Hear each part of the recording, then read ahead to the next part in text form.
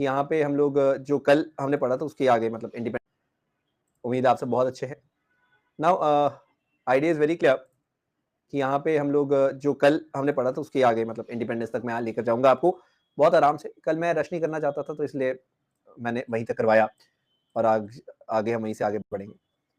Now the basic point is that how exactly अभी गुलनाज क्यों जा रहे हैं आप? बेटे ऐसे तो मैं यहाँ पे कुछ क्या बताऊँ आपको? हाँ जी हेमेंद्र, बिल्कुल। कोई बात नहीं बेटे, चिंता ना करो। तो यहाँ पे आपको आईएनए के बारे में और भी बताऊंगा मैं, चिंता ना करना। Will talk about that precisely. अब हैविंग सेड दैट, देखिए आईएनए को आप कभी भी ऐसे मतलब एंटिटी ना मानना कि रैंडम ही है कोई entity. It's a very important entity जिसका फ्रीडम में बहुत बड़ा हाथ रहा है और हमें डेफिनेटली उसके बारे में एक बेसिक आइडिया जरूर होना चाहिए। We should be having a clear cut idea about that, तो वो मैं आपको प्रोवाइड करना चाहता हूँ। तो कल काफी दिक्कत थी आई थिंक उस टॉपिक में भी, मतलब बहुत बच्चों को शायद नहीं समझ आया होगा। So of course I will be starting from there only.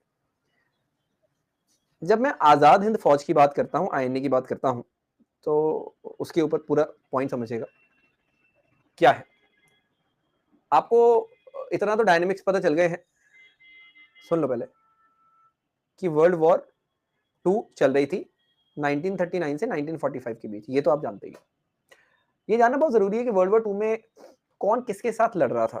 ये अगर आप समझ जाओ तो आधी से ज्यादा चीज आपको ऐसी समझ आ जाएगी। So these are the dynamics of world war 2। एक तरफ कौन है? सोवियत यूनियन, जिसको आप रशिया बोल सकते हैं, यूएसएसआर, इसके साथ यूएसए है। बड़ी हैरानी होती है कि रशिया यूएसए साथ में थे, और यूके था, और इनके साथ फ्रांस भी बैठा हुआ था। फ्रांस कमजोर था बट था। एडोल्फ हिटलर मतलब जर्मनी, हिरोहितो मतलब जापान, मुसोलिनी मतलब इटली। तो ये आपको समझ आया पहले तो हमने क्या देखा? हाँ जी, आईएनए आजाद हिंद फौज जन्म सेम ही है बेटे। टर्की वर्की की इतनी को पूछ रही थी, सुन लो। तो ये मेजर पावर्स है, ये एक्सिस पावर्स हैं और ये अलाइड पावर्स हैं। इतना आपको मैं फिर से बता दिया, हालांकि मैं कल ये करा चुका हूँ, पर मैं एक लिंक ड्रॉ करना चाहता हूँ कल की क्लास के साथ, इसलिए मैं आपको दोबारा से बता रहा हूँ। I hope that's fine. Anyways, now having said that, बहुत इंपॉर्टेंट क्या है कि ये लड़ाई चल रही थी, सबको पता है। अब इसी लड़ाई के अंदर हमने क्या देखा, जो ब्रिटिश है, ब्रिटिश जापान के खिलाफ लड़ रहे हैं, ये आप समझ रहे हैं। तो ब्रिटिश ने जापान के खिलाफ लड़ते लड़ते ही, ये मैं फिर से बता रहा हूँ, कल मैं करा चुका हूँ, ये रिवीजन की तरह देखना इसको, नाम का डिफरेंस है और तो कुछ नहीं है, ठीक है बेटे। उससे पहले कोई स्टेटस नहीं था, इंडिपेंडेंट ही थे हम लोग निष्ठा। अब ध्यान दीजिएगा, ब्रिटिश के आने से पहले आजाद थे हम लोग, मतलब लोकल राजा वगैरह होते थे but they were all from India only. Fall of Singapore हुआ है, ये क्या होता है? सिंगापुर यानी कि साउथ ईस्ट एशिया में इंडियन सिपाही लड़ रहे थे, इंडियन सोल्जर्स फाइट कर रहे थे। अब इंडियन सोल्जर्स अगर लड़ रहे हैं, इंडियन सोल्जर्स अगर फाइट कर रहे हैं, what would that be meaning? ये थोड़ा सा नोटिस करना, इसका अर्थ क्या है, इसका मतलब क्या होगा। तो we have to understand one thing, that कैसे पूरा का पूरा जो आइडिया है वो हम पिक कर सकते हैं यहाँ पर। We got to understand that point as well. So ये पूरा प्रॉपर तरीके से नोटिस करना है इस चीज को, जो मैं आपको समझा रहा हूँ कि इंडियन सोल्जर्स वहां पे क्या करने लड़ रहे हैं। अब क्योंकि इंडियन सोल्जर्स लड़ रहे हैं बेटे, तो जापान ने क्या किया? जापान ने इनको कैप्चर कर लिया, जापान ने इनको कर लिया कैप्चर। अब एक बात बताओ, इंडियन सोल्जर किसकी तरफ से लड़ रहे हैं? ब्रिटेन की तरफ से लड़ रहे हैं, क्योंकि इंडियन सोल्जर ब्रिटिश आर्मी में ही तो थे, ब्रिटेन के हम गुलाम। अब जापान ने इनको पकड़ लिया कि आओ तुम शरारत कर रहे हो हमारे खिलाफ, हम तुम्हें पकड़ रहे हैं, पकड़ लिया जी। अब क्या होगा? अब इंडियन सोल्जर्स तो जापान की गिरफ्त में है। तो यहाँ पे एक बहुत दिमाग वाला व्यक्ति जापानीज से आके मिलता है, उसका नाम है रास बिहारी बोस। किसको मिला? जनरल फुजीवारा से। किससे मिला? General Fujiwara. इसके ऊपर एक सीरीज भी आई थी, लो जी। जनरल फुजीवारा से मिला और इसने एक ही बात बोली कि देखो भाई, आपने जिनको पकड़ा है उनको छोड़ दो। फुजीवारा बोले कि भाई हम क्यों छोड़े? तो कहते देखो, ब्रिटिश से आपकी भी दुश्मनी है और हम भी ब्रिटिश को पसंद नहीं करते, तो अगर आप इनको छोड़ोगे तो मैं आजाद हिंद फौज बनाऊंगा जिसमें ये ब्रिटिश के खिलाफ लड़ेंगे। बात समझ में आई कि नहीं आई? पिक की बात आपने। फुजीवारा कौन है? नाम से पता चल रहा है ही इज फ्रॉम जापान। रास बिहारी बोस कौन है? नाम से पता चल रहा है ही इज फ्रॉम इंडिया। तो इन्होंने साफ साफ इनसे बात की कि भाई साहब, ये जो भी आपके प्रिजनर ऑफ वॉर हैं, जो बंदी हैं, इनको छोड़ दो, हम आजाद हिंद फौज क्रिएट करेंगे। तो ये मान जाते हैं। उसके बाद कैप्टन मोहन सिंह की मदद से रास बिहारी बोस बनाते हैं आजाद हिंद फौज। ये आपको समझ आया कि नहीं आया? तो आपने ये पिक जरूर करना है कि आजाद हिंद फौज को बनाया नहीं है सुभाष चंद्र बोस ने, क्योंकि कई बच्चे कंफ्यूज होते हैं कि सर नेताजी सुभाष चंद्र बोस ने आजाद हिंद फौज को बनाया, जो कि गलत बात। वो बाद में लीडर बने, इसके लीड किया उन्होंने, लेकिन ये कहना सरासर गलत होगा कि he is the person who is behind formation of this Azad Hind Fauj. इसको आपको नोटिस करना जरूरी है। मैंने कल भी बताया था, मुझे लगा था कईयों को समझ नहीं आया, तो इसलिए मैं आज दोबारा बता रहा हूं आपको ये बात। पिक कर लिया आपने? तो हाँ जी निश्चय, बिल्कुल। तो यहाँ पे आजाद हिंद फौज बन गई। उसके बाद आजाद हिंद फौज तो बन गई, पर इसमें अच्छा कोई लीडर नहीं था, इसलिए बाद में जाके हमने देखा कि भाई 1943 की बात है, हमारे प्यारे नेताजी सुभाष चंद्र बोस आते हैं और इसको एक अच्छी लीडरशिप प्रोवाइड करते हैं। किसको? आजाद हिंद फौज को। पिक की बात आपने। अब जहां तक नेताजी की बात है, तो नेताजी तो इंडिया बहुत देर पहले ही छोड़ चुके थे। नेताजी सुभाष चंद्र बोस तो, मैं नेताजी सुभाष चंद्र बोस की आपको बात बताता हूं, इनकी गांधी जी के साथ थोड़ी सी रिफ्ट तो थी, सोच इतनी ज्यादा मिलती नहीं थी। तो हमने देखा कि जो 1939 का त्रिपुरी सेशन हुआ, वहीं पर इनकी थोड़ी तनातनी हो गई थी, उसके बारे में बताना चाहता हूं मैं आपको। 1939 त्रिपुरी सेशन में Netaji was the president of INC. हाँ जी नितिन, मैं बताऊंगा आपको। यहाँ पे क्या हुआ, गांधी जी चाहते थे पट्टभी सीतारामैया प्रेसिडेंट बने और नेताजी बन गए, तो नेताजी खुद ही रिजाइन करके निकल गए और 1939 में ही उन्होंने एस्टैब्लिश कर ली ऑल इंडिया फॉरवर्ड ब्लॉक। तो आप ये बात याद रखिएगा कि you have to be very clear कि इन्होंने बाद में ऑल इंडिया फॉरवर्ड ब्लॉक बनाया और उसके बाद तो अगले ही साल लगभग 1940 में ही लेफ्ट इंडिया, इन्होंने भारत छोड़ दिया। ये आप याद रखिएगा बेटे। नहीं, त्रिपुरी एमपी में है, इट्स नॉट इन त्रिपुरा, ठीक है। सो ये थोड़ा सा आप नोटिस करिएगा। चलो, नाउ क्लियर हो गया। ये कार उन्हीं की है। ये बाद में जाके हिटलर से भी मिले, हिटलर को मिलके कहते कि भाई इंडिया की हेल्प कर दो आप, तो हिटलर कहता कि नहीं, हेल्प तो नहीं कर पाएंगे। पुष्पांजलि बाहर से ये एंटी ब्रिटिश ताकतों का सपोर्ट लेने गए थे, जो ताकतें भी ब्रिटिश के खिलाफ हैं उनका ये सपोर्ट लेना चाहते थे। समझ आया? तो मतलब इसको बहुत इंपॉर्टेंट तरीके से हमने समझना है। एनीवेज, बाद में ये एक सबमरीन में बैठ के 1943 में कहां जाते हैं? साउथ ईस्ट एशिया, और वहां पे जाके इन्होंने बहुत शानदार स्पीचेस वगैरह भी दी हैं, एंड फाइनली ये जापान वगैरह में भी गए, सब कुछ इन्होंने किया है। तो आपको ये जरूर पता होना चाहिए कि बहुत मेहनत की है इन्होंने। ऐसे आजाद हिंद फौज की कमान इनको नहीं मिल गई, तो पूरी दुनिया इन्होंने घूमी है, उसके बाद ही आजाद हिंद फौज को लीड करने आते हैं। हिटलर कहता है कि भाई मुझे नहीं लगता कि हम आपकी हेल्प कर सकते हैं। हिटलर भी एरोगेंट था थोड़ा सा, क्या कर सकते हैं। सो ये पॉइंट्स आप थोड़े से नोटिस जरूर करना। Simple point, straight forward points, these are, but they are definitely very much important. चलो, नहीं, आजाद हिंद फौज में सिर्फ इंडियन ही थे। अब बात समझ में आई अच्छे से, कल से बेटर समझ आ गई। अब सब कुछ अच्छे से चल रहा था, we could see everything was going in the very nice direction, but what do we observe? ये बेटे लक्ष्मी है, लक्ष्मी सहगल, ठीक है। ये डॉक्टर थी बहुत बड़ी, ये भी आजाद हिंद फौज का पार्ट थी, काफी इलाज किया था सोल्जर्स का। अब ये सब कर रहे थे, म्यांमार वगैरह तक भी पहुंच गए थे। तो हमने क्या देखा, एक बहुत बड़ा यहाँ पर एक हादसा हुआ, एक बहुत बड़ा इवेंट हुआ जिसको हम बोलते हैं हिरोशिमा नागासाकी की बॉम्बिंग। 6 और 9 अगस्त को बॉम्बिंग ऐसी हुई कि जापान ने सोच लिया कि हम लोग सरेंडर करने वाले हैं। जैसे ही जापान सरेंडर करेगा, इनका जो बैकअप सपोर्ट था वो खत्म होगा। ये एक बहुत बड़ी घटना थी जो कि आपको पता होनी चाहिए। We could see that entire backup support crumbled badly, ठीक है। तो ये दोनों बॉम्ब हैं जो कि यहाँ पर गिराए गए हैं। नहीं, लाफिंग बॉम्ब नहीं थे ये, ठीक है। तो you have to be knowing this thing कि ये बॉम्ब गिरने से बहुत ज्यादा दिक्कत हुई है। हाँ जी बिल्कुल हेमेंद्र। तो अब आप एक चीज नोटिस करिएगा, नहीं अंकित नहीं था, जापान हार मान गया, ठीक है। अरे नहीं, 15 अगस्त को ये हार माना था विवेक, 15 अगस्त को हार माना था। 6 अगस्त 9 अगस्त के बॉम्ब खाने के बाद वो हार माना, जापान बहुत ज्यादा डर गया था। अब एक चीज और आप अंडरस्टैंड करिएगा, किस प्रकार से हम लोग इन पॉइंट्स को पिक करते हैं या समझते हैं, ये काफी ज्यादा इंपॉर्टेंट है, and we are supposed to be having a very basic idea about them. एक सिंपल सा सरल सा जो आइडिया है, हमें इसके बारे में होना जरूरी है। वो क्या है, वो पहले तो नोटिस करिएगा, ठीक है। Now having said that, precisely the point is very simple. हाँ जी सुन लीजिए कि अब आईएनए वालों को जेल में जाना पड़ा। अनफॉर्चुनेटली नेताजी सुभाष चंद्र बोस तो गायब हो गए थे, उनका प्लेन क्रैश हो गया था, कई लोग कहते हैं। अब आईएनए ट्रायल स्टार्ट होते हैं, ये भी मैंने आपको कल कराया था, अगर आपको याद हो, करवाया था। नवंबर 1945 से लेके लगभग मई 1946 तक आईएनए ट्रायल चली, जिसको आप बोल सकते हैं कोर्ट मार्शल हुआ। अब कोर्ट मार्शल क्यों होगा? आप एक चीज सोचो, मान लो आप ब्रिटिश आर्मी में काम करते हो और बाद में आप ब्रिटिश आर्मी के खिलाफ आईएनए में ज्वाइन कर लोगे, तो क्या आपके ऊपर देशद्रोह का मुकदमा चला सकते हैं? बिल्कुल चला सकते हैं वो, क्योंकि आपकी वफादारी किसकी तरफ थी? ब्रिटिश की तरफ थी। आप ब्रिटिश के खिलाफ खड़े नहीं हो सकते। ठीक है, अब हाँ ठीक है विकास, उसके ऊपर तो अभी कोई क्लैरिटी नहीं मिली ना। तो आप ये नोटिस करिएगा कि हम लोग ये मानते हैं दैट ये जो टाइम पीरियड है आईएनए ट्रायल्स का, जिसमें बहुत बड़े बड़े ऑफिसर्स के ट्रायल हुए, जैसे कि हम लोग बात करते हैं गुरबख्श सिंह ढिल्लों, प्रेम सहगल, शाहनवाज खान, इनके ट्रायल्स हुए हैं। So we got to understand कि कांग्रेस ने इनकी सपोर्ट की, कांग्रेस ने इनको हेल्प की है। कांग्रेस ने हेल्प कैसे की है ये हम थोड़ा सा जानते हैं। हाँ सुन लो, how exactly is Congress helping them is actually very much important. We got to understand this very point. क्या है? तो कांग्रेस ने जितने भी उनके टॉप के लॉयर्स थे, चाहे वो नेताजी जवाहरलाल नेहरू हो, पंडित जवाहरलाल नेहरू, तेज बहादुर शास्त्री, के एन काटजू, ये सब लोगों को एक कमेटी में बिठाया और इनके सपोर्ट में भेज दिया। तो बहुत अच्छे से इन्होंने आईएनए ट्रायल्स में इनकी हेल्प की, जो कि हमें पता होना जरूरी है। लेकिन you got to be very clear about one thing कि आईएनए ट्रायल्स में मदद की वो तो अलग बात है, लेकिन फरवरी में ही 1946 में एक बहुत बड़ी म्यूटिनी हुई, एक विद्रोह हुआ नेवी में, रॉयल इंडियन नेवी। ये भी मैंने कल आपको बताया था।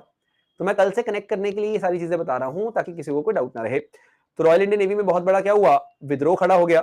ये जो विद्रोह हुआ है इसका मतलब क्या है? इसका मतलब बहुत सरल है, बहुत ही सिंपल है, that this actually is not a very good thing.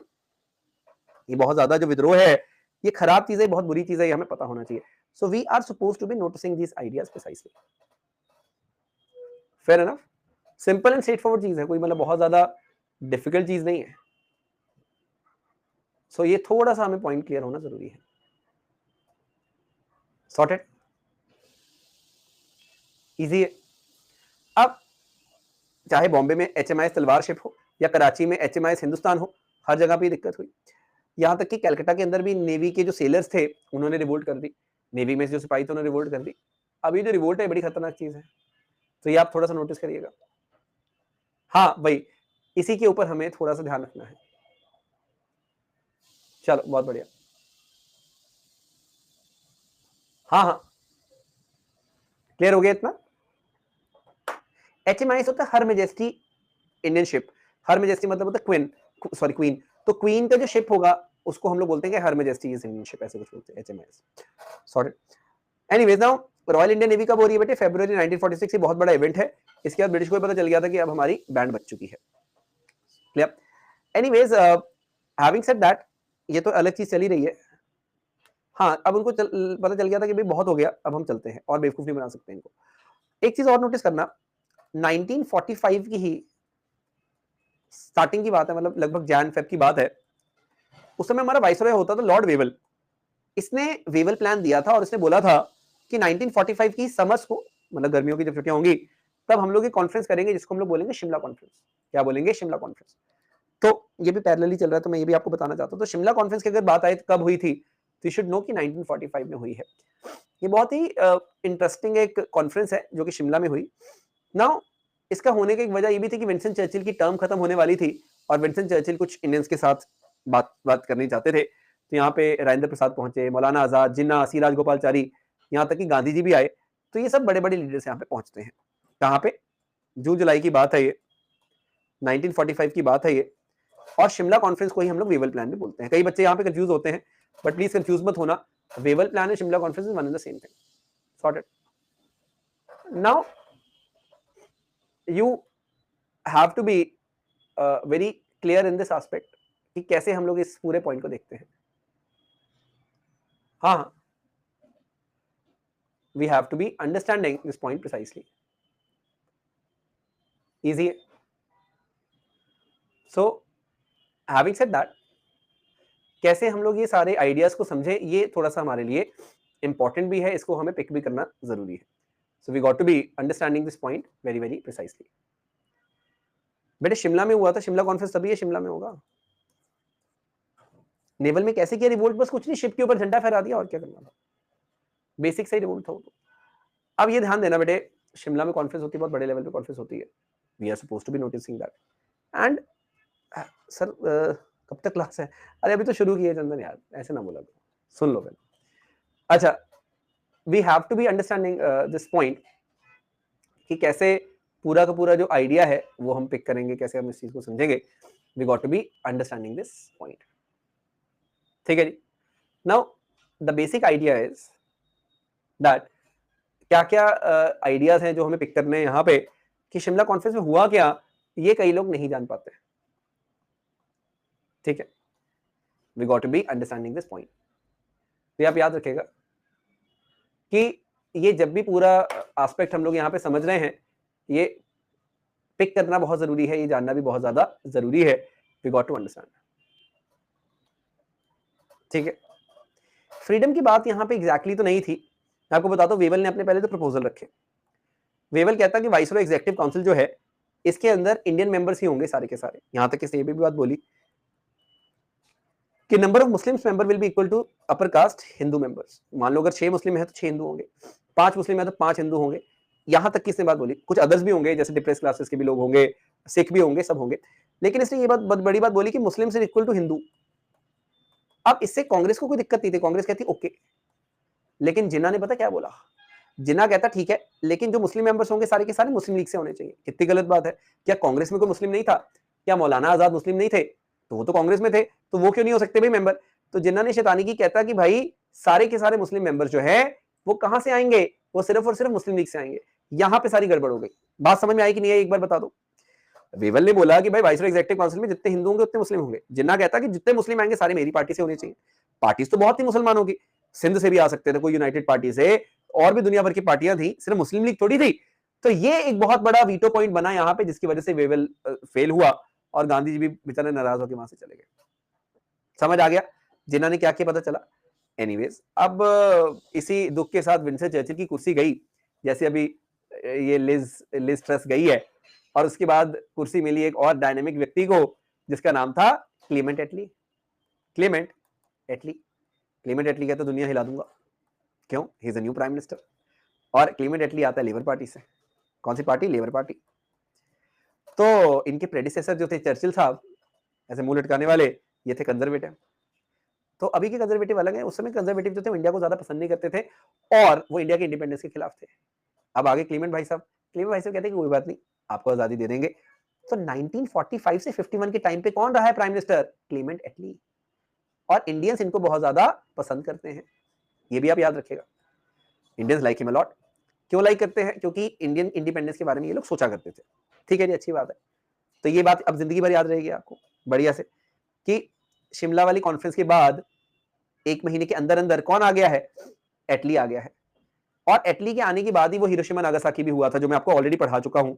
तो ये आप याद रखिएगा, एटली के आने के बाद ही ये सब हुआ है. हिरोशिमा नागासाकी, या फिर नेवल रिवोल्ट भी जो है, नेवल रिवोल्ट जो हुई है ना फरवरी 1946 में, इसके आने के बाद ही हुई है. तो कृपाल अभी चलेगी यार. अब इनको ये बात पता थी कि भाई अब इंडिया में कुछ है नहीं हमारे लिए, तो इन्होंने फुल हार्टेडली एक प्लान भेजा इंडिया में, जिसको हम बोलते हैं cabinet mission. Cabinet mission plan. कई बार डायरेक्ट क्वेश्चन आ चुके हैं एग्जाम में कि भाई कितने मेंबर्स थे इसमें. तो 3 मेंबर्स थे इसमें. बहुत अच्छी बात है. कौन कौन मेंबर्स है इसमें? So we have got these 3 as the members. कौन है ये? पहला मेंबर है एवी एलेक्जेंडर. दूसरा ये मेंबर सबसे इंपॉर्टेंट है, इसका नाम है पैथिक लॉरेंस, जो कि मतलब वाइसरॉय के लगभग बराबर ही मान लो secretary of state for India था. और ये तीसरे फिर से आगे मुंह उठा के स्टैफर्ड क्रिप्स. ठीक है, क्रिप्स मिशन में भी आए थे, फिर से आ गए ये. शायद इनको यहाँ पे पकौड़े जलेबियां बहुत स्वाद लग गए थे, ये दोबारा आ गए. चलो जी. So we have got these 3 as the members. Member number 1, number 2 and number 3. ये जो टोपी पहन के बैठे हैं, ये हैं हमारे भारत के वाइसरॉय वेवल. वाइसरॉय वेवल है ये. सॉर्टेड, क्लियर है. सो देखो, फनी क्लास को मैं इसलिए बनाता हूँ ताकि आपको चीजें लंबे समय तक याद रहेगी. नहीं तो हिस्ट्री बहुत बोरिंग सब्जेक्ट है, वैसे बड़ा बदनाम है. तो मैं यही चाहता हूँ कि कम से कम आपको चीजें याद तो रहे. ठीक है, सॉर्टेड. एनीवेज, अब बात बस ये समझिएगा कि 3 यहाँ पे ये मेंबर्स जो हैं वही हैं मेंबर्स इस प्लान के. एवी अलेक्जेंडर, पैथिक लॉरेंस और स्टैफर्ड क्रिप्स. क्विज हो जाएगी, don't worry. Wavell is the viceroy. अब ये आते हैं इंडिया में. कब आते हैं? 1946 लगभग मार्च की बात है. तो ये इंडिया आ रहे हैं. अब ये इंडिया के लिए बात करते हैं तो ये एक डिसीजन पे पहुंचते हैं. वो डिसीजन क्या है वो बहुत इंपॉर्टेंट है, वो सुनिएगा. इनका क्या है decision? Decision is very simple. कहते हैं कि independence to the Indian dominion will be given without any partition. मतलब कहते हैं कि हम लोग पार्टीशन के हक में नहीं है। ये बहुत इंपॉर्टेंट चीज़ है, याद रखिएगा कि इन्होंने पार्टीशन की बात नहीं की है, they are very much against partition, that's one thing. ठीक है जी। सो ये किसकी बात कर रहे हैं? इन्होंने एक तरफ तो पार्टीशन को मना किया, दूसरी ओर इन्होंने क्या कर दी शैतानी कि इन्होंने ग्रुपिंग की बात की कि हम स्टेट्स को ग्रुप करेंगे। अब ये ग्रुपिंग की क्या बात है वो आप नोटिस करना। ये कहते हैं group A, group B, group C बनाएंगे। ग्रुप ए क्या होगी? Madras, central province, UP, Bihar वगैरह, Hindu Hindu majority. Group B होगी पंजाब, सिंध, एनडब्ल्यूएफ, बलूचिस्तान। ये क्या होगा? Group B. और ये बंगाल और असम के एरियाज क्या होंगे? Group C. ठीक है, तो यहाँ पे ग्रुप ए है बीच में, जो अभी प्रेजेंट है इंडिया है। तो प्रॉब्लम क्या थी? इन्होंने बोला कि जो ग्रुप्स होंगे, सेंटर के पास लिमिटेड पावर्स ही होंगी, ये जो ग्रुप्स होंगे काफी पावर को होल्ड करेंगे अपने हाथ में। ये बात भी इन्होंने बोल दी। That's again a very important thing. So ये प्रिसाइज आपको पॉइंट्स जो है ये पता होने जरूरी है। मतलब you are supposed to be having a clear cut idea in your minds, everyone. तो आप बस एक चीज यहाँ पे नोटिस करना कि ये जो ग्रुपिंग की जब भी हम लोग बात करते हैं, इसमें दिक्कत का सबब यही है जो कि हमें पिक करना है। सॉर्टेड। सो ये नोटिस करिएगा। अब यहाँ पे जब ये चीज होती है तो हालांकि सबको ये बात समझ आ गई थी, लेकिन क्योंकि इन्होंने ओपन रूप से मना किया था कि हम लोग पाकिस्तान नहीं देंगे, तो जिन्ना को बहुत गुस्सा आया। और जिन्ना को गुस्सा आया तो जिन्ना ने एक बहुत बड़ी स्ट्राइक कॉल की। अगस्त 1946 की बात है। एक बहुत बड़ी जनरल स्ट्राइक होती है, वीक ऑफ लॉन्ग नाइफ्स। और इसमें ये एक भाषण देते हैं, बोलते हैं लड़कर लेंगे पाकिस्तान, कि पाकिस्तान तो हमें चाहिए ही, आप हंसकर दो या फिर आप रोकर दो, पाकिस्तान तो हमें चाहिए ही। इसी को बोला जाता है द डायरेक्ट एक्शन डे। कई बार बात आती है कि सर डायरेक्ट एक्शन डे क्या है? तो यही है बेटे द डायरेक्ट एक्शन डे, जिसके बारे में हम लोग बात कर रहे हैं। So we have to be knowing that. तो देखो, ब्रिटिश ने मना किया था इनिशियली कि हम नहीं लेंगे। अब ये जब होता है तो बहुत बड़ी राइट्स हुई, बहुत बड़े दंगे फसाद हुए पूरे इंडिया में, स्पेशली बंगाल में। बहुत लोगों की जान गई। गांधी जी कई लोगों को कंसोल करने के लिए पहुंचे भी थे, ऐसी बात नहीं नहीं पहुंचे, बिल्कुल पहुंचे हैं। You got to know that. So ये बात जरूर आप नोटिस करिएगा कि किस प्रकार से गांधी जी ने मतलब सबकी मदद करने की कोशिश की है। एनीवेज, अब आगे ये पॉइंट था कि ये तो समझ आ गया था इनको कि भाई आजादी देनी है, पर कैसे देनी समझ नहीं आ रहा था कि भाई हम इनको अलग करें ना करें, बहुत समस्या थी। तो हमने एक चीज नोटिस की कि क्लीमेंट एटली ने बड़ा अक्लमंदी वाला एक फैसला किया। फरवरी 1947 में इसने एक अनाउंसमेंट की बहुत बड़ी। ठीक है जी। सो मैं लेडीज कोई नहीं ऐसी है, तो आप ये याद रखेगा। देखिए नितिन, मुस्लिम्स ने इनिशियली, मुस्लिम लीग ने किया था बाइकॉट, लेकिन बाद में ज्वाइन भी तो किया उन्होंने, ऐसी बात नहीं है। ठीक है नितिन। तो इनिशियली मैं मानता हूँ कि कॉन्स्टिट्यूंट असेंबली वगैरह उन्होंने कह दिया था कि हम नहीं ज्वाइन करेंगे। इंटरिम गवर्नमेंट भी ज्वाइन नहीं की थी, बाद में ज्वाइन किया है। ये इब्राहिम चूड़ीदार है, लियाकत अली खान बाद में खुद आए हैं, फाइन। गंसफर अली खान था, अब्दुल रायब निश्तार, काफी लोग आए थे। तो that's a different thing. Interim government वगैरह बनी है, इनिशियली मुस्लिम लीग नहीं आए, बाद में आए। लेकिन what is more important, that Clement Attlee ने बहुत बड़ी बात बोल दी कि 1948 से पहले पहले भारत को आजादी हम लोग दे देंगे, वी विल बी गिविंग आजादी टू द इंडियंस। ये साफ साफ तौर पे इन्होंने बोला है, तो ये बहुत बड़ी बात थी। अब कब देंगे ये तो पता नहीं, लेकिन दे देंगे इन्होंने बोल दिया, तो ये बहुत बड़ी बात थी। अब इस चीज को पूरा करने के लिए लॉर्ड माउंटबेटन को ये इंडिया में भेजते हैं। वेवल को कहते हैं कि तुमसे ना हो पाएगा, तो मार्च में माउंटबेटन भारत में पहुंच गए। माउंटबेटन आए, इनकी वाइफ भी साथ में आई, एडवीना माउंटबेटन। तो ये लोग फिर मीटिंग करनी स्टार्ट करते हैं। जिन्ना के साथ मिले, गांधी के साथ मिले, गांधी के साथ चाय भी पी, गांधी के साथ बिस्किट भी खाए। उसके बाद दोबारा से नेहरू और जिन्ना को साथ में बिठा लिया। बोले अब बताओ भाई मैं क्या करूं? ये कहते, नेहरू कहते we want no partition, Jinnah कहते we want yes, we want partition. अब यहाँ पे बड़ी समस्या में खड़े हो गई भाई साहब माउंटबेटन। तो माउंटबेटन कहते हैं काम करते हैं, आपके 500 से भी ज्यादा स्टेट्स हैं ना, जो प्रिंसली स्टेट्स, रियासतें, इन सबको मैं आजाद कर देता हूँ, इंडिपेंडेंट कर देता हूँ, वो बेस्ट सोल्यूशन है। नेहरू डर गए। नेहरू कहते नो, तो नेहरू कहते ओके पार्टीशन कर दो। तो क्योंकि इसने डराया प्लान बाल्कन दिखा के, प्लान बाल्कन मतलब छोटे छोटे टुकड़े कर देंगे भारत की, बाल्कन बना देंगे इसको। यूरोप में भी ये बाल्कनाइजेशन हुई थी। तो इससे डरने की वजह से इन्होंने हाँ की। फटाफट से मौका देख के रेड क्लिफ को बुलाया गया, और रेड क्लिफ ने एक लाइन बनाई जिसको आज भी हम लोग रेड क्लिफ लाइन के नाम से जानते हैं। हेमंत कॉन्फ्रेंस में यही लोग थे। तो ये रेड क्लिफ लाइन जो है, ये रेड क्लिफ लाइन क्यों कहलाती है? क्योंकि ये रेड क्लिफ की लाइन है, सिंपल पॉइंट। तो आपको इन पॉइंट्स को पिक करना जरूरी है, मतलब you are suppose to be knowing about this points. हाँ भाई, क्लियर हुआ इतना सबको? I think it's not a very difficult thing for you to understand, simple और स्ट्रेट फॉरवर्ड चीज है। चलो बेटे नेहरू मान गए थे, क्योंकि इंडिया के छोटे छोटे टुकड़े कर देते ना, फिर दिक्कत हो जाती है। तो फाइनली भारत आजाद हुआ। और भारत की आजादी के बाद एक बड़ी इंटरेस्टिंग चीज हुई, उस समय हमारे प्रेसिडेंट तो थे नहीं कोई, तो 1948 से 50 तक हमारे प्रेसिडेंट की जगह गवर्नर जनरल ही होता था। तो गवर्नर जनरल से सी राजगोपालचारी, और उसके बाद 26 जनवरी 1950 के बाद जाके हमारे प्रेसिडेंट आए हैं, क्योंकि हमारा कॉन्स्टिट्यूशन उसके बाद आया। ये पिक करना जरूरी है। This is one thing which is very very important. बहुत बच्चे यहां पे कंफ्यूजन में आ जाते हैं, आपको नहीं आना। सॉर्टेड। तो छोटे छोटे आइडियाज को अगर हम पिक करते रहे तो we are going to be very much clear on this. चलो बात समझ में आ गया। तो माउंट बैटन था पहले, तो आजादी के बाद भी, फिर सी राजगोपालचारी 1948 से 50 तक रहे, और उसके बाद तो फिर बाबू राजेंद्र प्रसाद हमारे पहले प्रेसिडेंट बनते हैं। पूरी दुनिया को ऐसा लगा था कि इंडिया तो फेल कंट्री रहेगा, लेकिन इंडिया ने पूरी दुनिया को अपना दमखम दिखाया। बात कौन स्टेट भारत में नहीं रहना चाहते। आजादी के बाद जैसे थे, जैसे जम्मू एंड कश्मीर कंफ्यूज था, जूनागढ़ था, we have Travancore, we have Bhopal, we have Hyderabad, इनकी कंफ्यूजन चल रही थी। मेनली तो जूनागढ़, कश्मीर और हैदराबाद का इशू था, बाकी त्रावणकोर, जोधपुर, भोपाल का भी इशू चल रहा था, लेकिन बाद में जुड़ ही गए थे। तो आप ये पॉइंट थोड़े से नोटिस करना। कई बार क्वेश्चन आता है आजादी के वक्त कांग्रेस का प्रेसिडेंट कौन था, तो you should know the answer, it was JB Kripalani. Acharya JB Kripalani was the president of India at the time of independence. ये डायरेक्ट क्वेश्चन आएंगे आपको अगर आते हैं तो। समझ आया कितना इंटरेस्टिंग है ये पूरा दौर जो है, वो आपको पता होना चाहिए।